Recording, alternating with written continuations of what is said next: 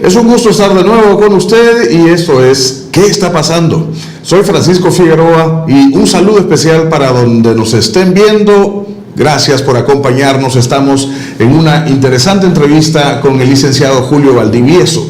Él es uno de los hombres que ha ejercido la política en el país desde diversos cargos públicos y desde el partido Arena. Para nosotros es un gusto tenerle en nuestro programa en esta ocasión, licenciado. Bienvenido. Muchas gracias, chico. Un gusto compartir contigo. Bueno, yo quisiera, para comenzar, tengo una pregunta que hacerte en el sentido, ¿cómo está esa disposición para participar en las próximas elecciones como candidato? No, yo creo que por lo menos no está en mi hoja de ruta. Tuve una experiencia la vez pasada, quise hacer el cambio, di lo mejor que pude, pero la verdad es que no se pudo en el partido que me había postulado, porque yo no pertenezco a ningún partido político, sino que mi paso, dijéramos, por Democracia Salvadoreña fue una postulación, un partido que por primera vez iba a competir, creía en los ideales y en los principios libertarios, y entonces empecé a decir, dijéramos, un mes de campaña, ¿me entendés? Era más un compromiso moral que tenía yo que en realidad toda una programática para participar. Contestando tu pregunta, no, yo creo que yo ya superé, dijéramos, por el momento la etapa, no está en mis planes, no estoy afiliado a ningún partido político y hoy por lo tanto tampoco se puede postular a alguien si no tiene una afiliación y una proclamación al interior. Sí, es algo así como que me pidieran a mí que volver a cabina. Son etapas superadas. Sin embargo, tú has tenido una participación activa, por ejemplo, en el tema de seguridad, de transporte durante los gobiernos de Arena, ¿no? Sí, es decir, yo fui viceministro de transporte en la época del doctor Armando Calderón Sol, una persona a la cual le guardo muchísimo cariño y respeto, ¿verdad? Creo que en su momento el doctor hizo, dijéramos, una de las etapas más importantes después de los acuerdos de paz, como era la reconstrucción del país. Y en ese sentido, pues creo que tiene en la historia nacional un lugar muy, muy privilegiado. Claro. Bueno, yo he notado, Julio, de que actualmente como que Arena carece de liderazgos fuertes como los que conocimos durante los años 90. O sea, era un partido diferente, una circunstancia diferente. Hace poco leía un artículo del señor Rodolfo Cardenal donde decía, bueno, ¿y por qué mejor la empresa privada no busca acuerdos directamente con el Estado sin pasar por pretender manejar un partido político? ¿Qué opinión te merece ese planteamiento? Yo siempre he creído, chico, que los líderes nacen, no se hacen. Y creo que el liderazgo acostumbrado que tuvo Arena ya por la década de los 80, 81, con el mayor Davison a la cabeza, era un liderazgo propio, era un contexto de guerra, había otra filosofía, dijéramos, de ver las cosas, y en ese momento creo que era la forma del caudillismo, la forma de líder que poder arriar, si esa es la palabra, de poder cohesionar toda una estructura partidaria, y funcionó en su momento. Hoy por hoy no veo ese liderazgo, no solo en la derecha, sino también en la izquierda. Creo que es una ausencia de liderazgo en la clase política del país. Entonces, a mí sí me parece de que eso es lo que está demandando. Creo que ideólogos, líderes como Shafik en la parte de la izquierda, ¿verdad? Roberto Davison en el tema de la derecha, eran personas que cuando hablabas con ellos, con todo lo radical que pudieran ser en un momento determinado, y te decían sí era sí, y te decían no era no. Creo que eran respetados al interior de sus institutos políticos y tenían una gran credibilidad. Hoy por hoy, no digo que no empiece a hacerse, pero no existe ese liderazgo de poder, dijéramos, cohesionar el partido en función de una persona. Ok, bueno, entonces en ese sentido, digamos, la conducción actual del partido no está acorde con las circunstancias nuevas del país. No es que no esté acorde, sino que creo que son situaciones diferentes. Ahora no se trata de personas, sino de estructura, de equipo.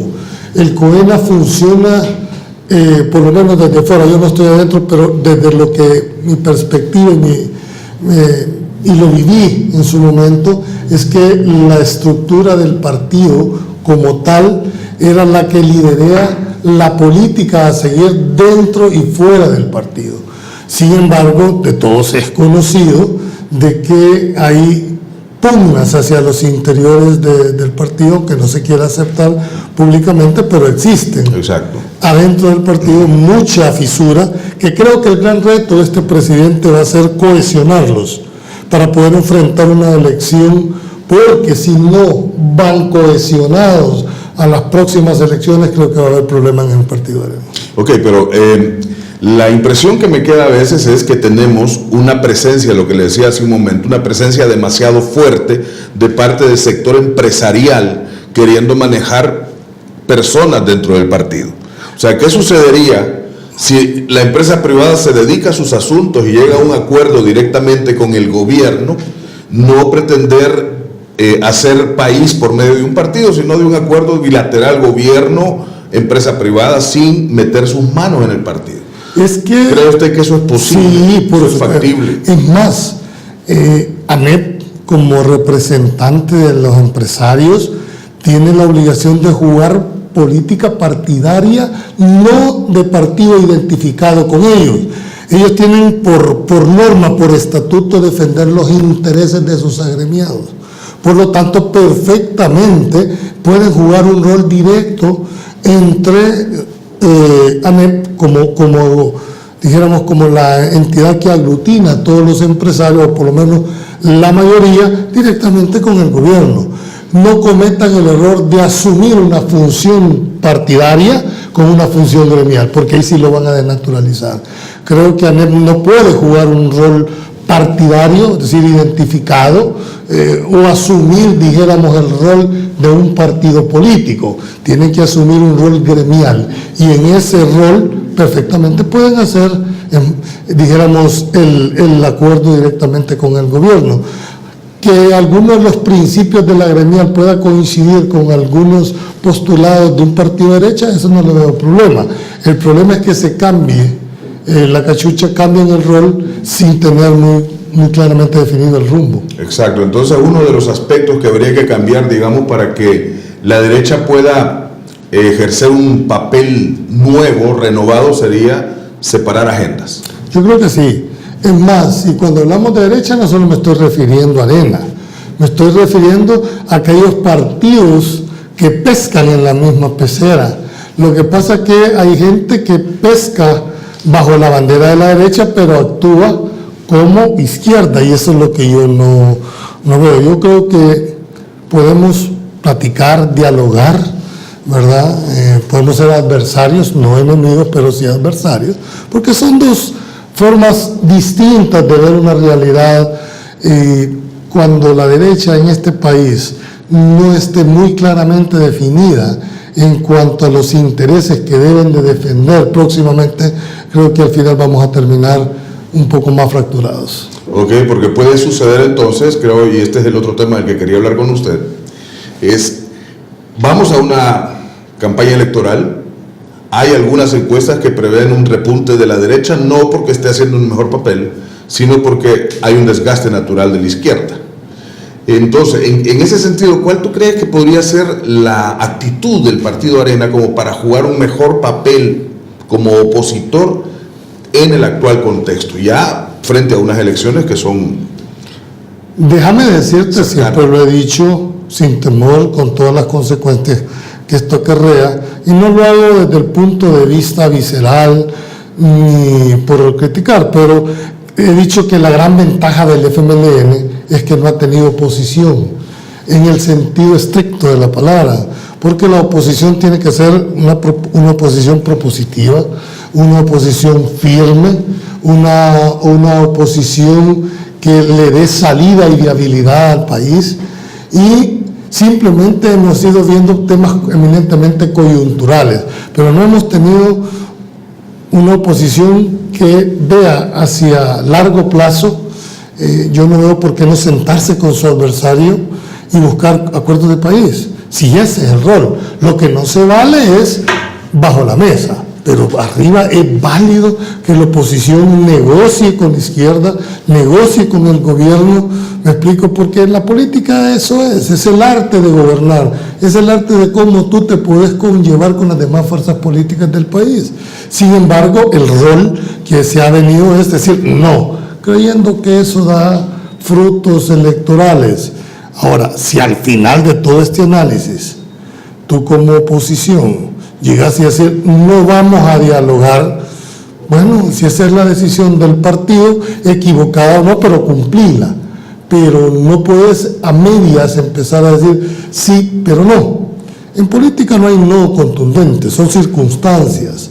Entonces, cuando hoy, y concretamente contestando tu pregunta, creo que el rol de la oposición en este momento no debe de ser triunfalista.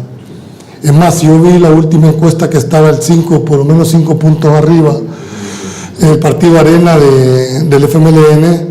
Yo estaría preocupado como Arena con ese margen, porque eso no es producto de una actividad partidaria, no es producto de una decisión, de un trabajo de partido, es producto de un desgaste natural del otro gobierno para los errores que ha cometido este gobierno, para las formas de cómo han planteado, deberían de estar 10 o 15 puntos arriba y no 5. Yo sí estaría preocupado, sobre todo, y con esto termino, cuando más del 68% de este país ha dicho no creo en partidos políticos. Eso sí debe llamar profundamente la reflexión.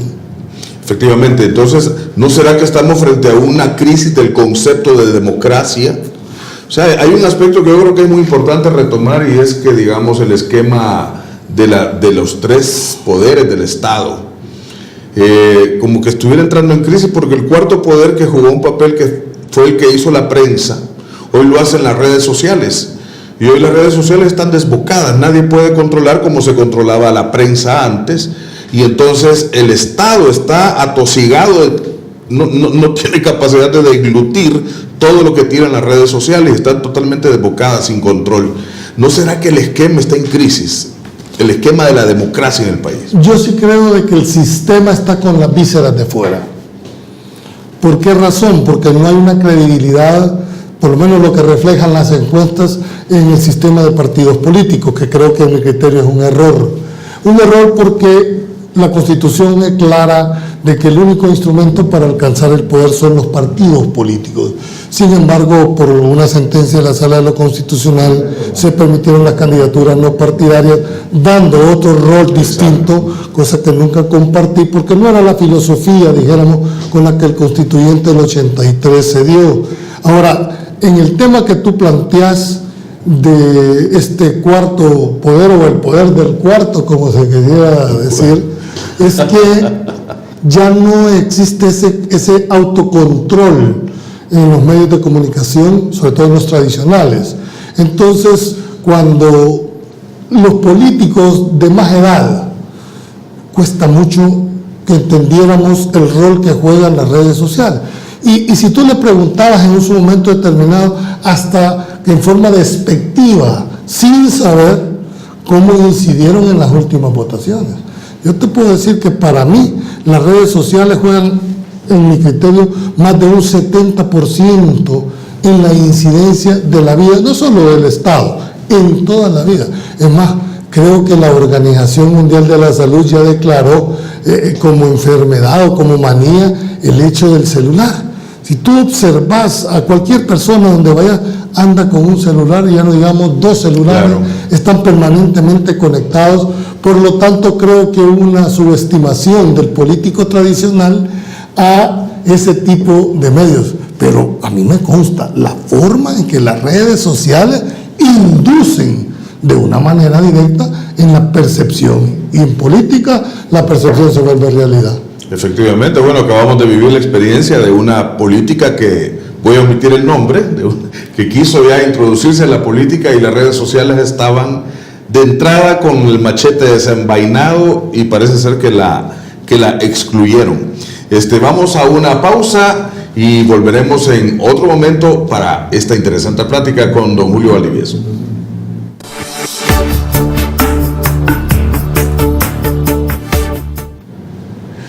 ¿Qué está pasando? En una conversación abierta con el licenciado Julio Valdivieso, estamos conversando sobre cuáles son las perspectivas que tiene la derecha frente al nuevo evento electoral. Bueno, es un hombre que ha tenido una amplia experiencia dentro del Estado como funcionario público, pero además ha vivido la política en sus diferentes fases. Julio, yo creo que la política en El Salvador es una historia bastante...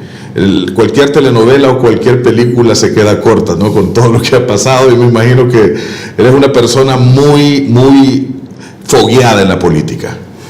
Chico, yo creo que en política no hay casualidades. Yo particularmente he dado mi testimonio, por eso me voy a permitir decírtelo nuevamente. A mí, mi última experiencia me permitió hacer un cambio de mentalidad. Yo estuve al borde de la muerte, más platiqué con la muerte, lo dije en su momento, y eso me hizo pensar de que si Dios me estaba dando una segunda oportunidad de vida, es porque de alguna manera algún rol deben de jugar. Intenté en el tema político tratar de representar a mi país, dar el aporte directo, no se pudo, pero desde donde estamos también podemos aportar generando opinión, y ese ha sido, dijéramos, es ingrata, porque la gente que no entiende a la política cree que todos los políticos son corruptos, son ladrones, narcotraficantes, de todo, hay una calificación. Exacto. Y si son mujeres, prostitutas, bueno, hay un calificativo en este país de que sin antes haber sido ido y vencido ya están condenados por el simple hecho de permanecer. No te digo de que no exista, pero decir todos los políticos son malos, toda la Asamblea Legislativa es corrupta, creo que es ingrato y creo que es injusto hasta cierto. Pero al final, para mí, la responsabilidad es del mismo elector, porque los países tienen los gobernantes que se merecen, de uno o de otro lado, pero nadie llega ahí porque quiere llegar, llega con el favor del pueblo, llega con el voto del pueblo. En ese sentido te puedo decir, le doy gracias a Dios, ¿verdad?, que me permitió, como tú decís, yo tengo 30 años, dijéramos, de andar un poco en este tema, desde que salí de la universidad, fui catedrático por más de 25 años, y me despertó, dijéramos, ese gusanito que todos tenemos en un momento determinado, que después de gusano se convierte en culebra y puede ser que se te coma, ¿verdad? Pero hoy por hoy creo que nos tocó jugar un rol. No me arrepiento, soy un hombre de lo que nunca me arrepiento de las cosas que hago, de las que no hice, esas sí me voy a arrepentir toda la vida, y creo y estoy convencido que podemos sacar este país adelante si nos ponemos de acuerdo. Julio, uno de los propósitos de qué está pasando es no tanto ya mirar hacia atrás, llorar sobre la leche derramada. Creo que ningún actor político en este país puede preciarse de estar limpio de pecado, pero sin embargo todos sienten como el derecho a tirar piedra, y la política se ha degenerado en una tiradera de piedras, y uno de los propósitos de qué está pasando es buscar, ver hacia el futuro, ver qué podemos hacer, cómo podemos resolver, no lo que está mal, está bien, veámoslo, pero qué podemos aportar, y a través de las ideas, del pensamiento, del debate, de la opinión abierta y democrática a través de las redes sociales, de qué manera podemos aportarle al país. Con todo esto que tú me estás diciendo, yo siento que hay una experiencia vivida, hay frustración en el fondo de cosas que se pudieron haber hecho y que no se logró el equipo para lograr. ¿No crees tú, o no sé si alguna vez lo has pensado, que están haciendo una nueva forma de hacer política que todavía no logramos dimensionar en su fisionomía, digamos? Pero ¿no será que estamos en una crisis? Obviamente que sí, pero que nos está dando una luz de cómo debe hacerse política en el país. La ventaja de las crisis es que te permite plantear soluciones. El tema aquí, chicos, no es qué es lo que vamos a esperar. Yo siento de que si no hay una reforma electoral profunda, no vamos a cambiar nada. Pretender jugar un juego distinto con las mismas del juego, con mismas reglas, jugando un juego diferente, eso no se puede. Por ejemplo, ahí he visto que sale un montón de movimientos ciudadanos. Sí. Digo yo, no pueden generar opinión, pero al final quienes terminan definiendo son las cúpulas de los partidos, porque son ellas las que definen los candidatos, son ellas las que nos obligan a votar, no a elegir, porque el día que entendamos que el pueblo, la ciudadanía, nosotros no elegimos, nosotros votamos, quien elige son las cúpulas de los partidos. Por lo tanto, si querés cambiar el juego, tenés que cambiar reglas del juego. Y no veo que los políticos estén haciendo ese esfuerzo para llegar a cambiar esas reglas del juego. Bueno, terminamos con una frase que inesperado de Joseph Stalin, que decía: quienes toman las decisiones son los que cuentan los votos, no los que votan. Es correcto. Entonces, se necesita una profunda transformación en la democracia. Obviamente hay nuevos actores, nuevas tecnologías, y la humanidad debe buscar nuevos derroteros. Julio, gracias por haber estado con nosotros. Un saludo final para toda la gente que nos está viendo en las redes. No, gracias, Chico, a ti por permitirme, te felicito por esta iniciativa de este programa. Yo creo que está bien hacer crítica, pero ser propositivos, ser, dijéramos, un elemento que lejos de destruir, construya. Yo creo que en la medida en que podamos ir compartiendo visiones, en esa manera este país va a salir adelante. Te lo agradezco por la invitación. Ok, esto es ¿Qué está pasando? Espere más en otras transmisiones.